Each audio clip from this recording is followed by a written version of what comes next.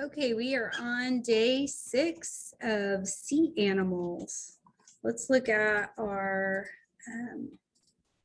cooperation goal is complete tasks, finish working. Think about what that looks like and what that sounds like. So today you're going to be writing an informative paragraph about a land animal you know about. You just read a whole text about animals that live in the sea. There are a lot of animals that live on land too.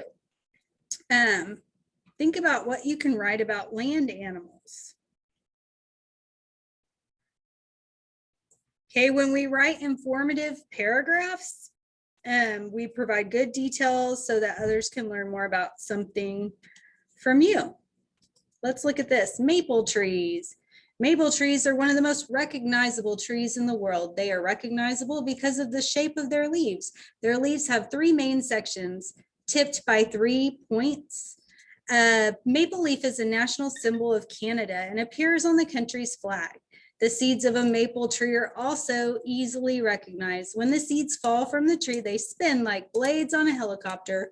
Maple trees do not grow fruit, but they produce a different sweet treat, maple syrup. The sap from these trees is used to make this popular topping for pancakes and waffles. Maple trees grow almost everywhere on Earth and are popular trees for decorating yards and parks. What do you think this informative paragraph is about? Well, it's about maple trees.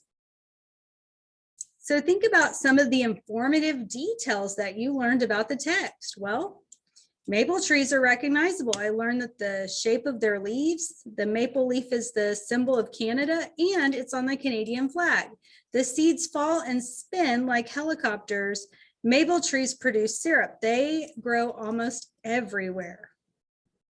All right, so your informative paragraph should have a certain organization. It should begin with an opening sentence that introduces the main idea. What is the opening sentence of this paragraph? Maple trees are one of the most recognizable trees in the world.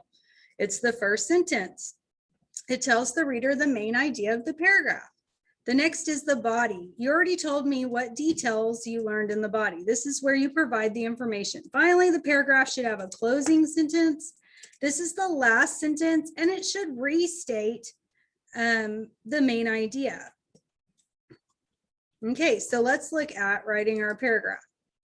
So it says, you read a book about animals that lived in the ocean. Now you will write an informative paragraph about an animal that lives on land.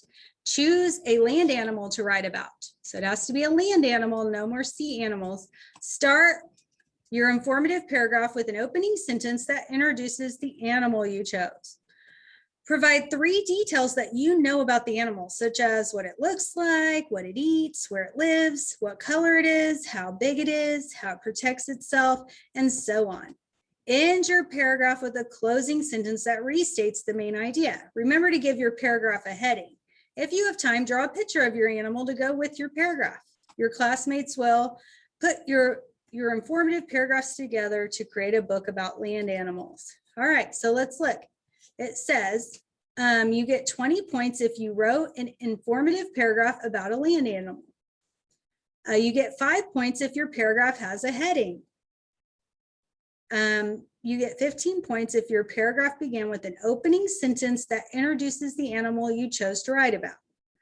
And then 15 points each, or 45 points maximum, you provide 3 details about the animal. And then you end your paragraph with a closing sentence that restates the main idea. So before we begin writing, it's important to plan what we're going to write. So we usually try to use a graphic organizer.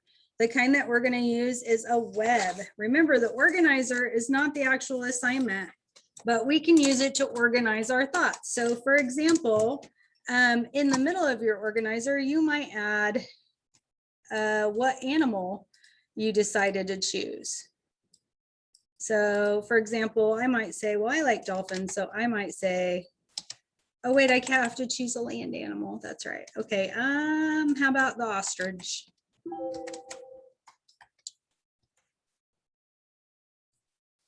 Okay, and then I want to think of 3 things that I might know about an ostrich. Well, I don't know a ton about ostriches, so you might want to pick something you know more about, but luckily my book over here is going to help me. I know they lay really big eggs, so I'm going to put that.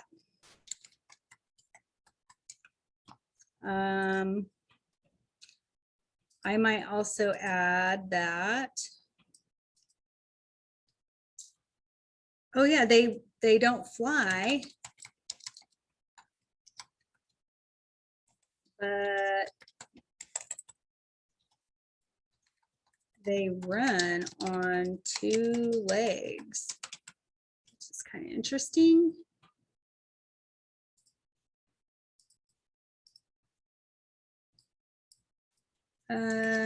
They are covered in feathers is also another good idea.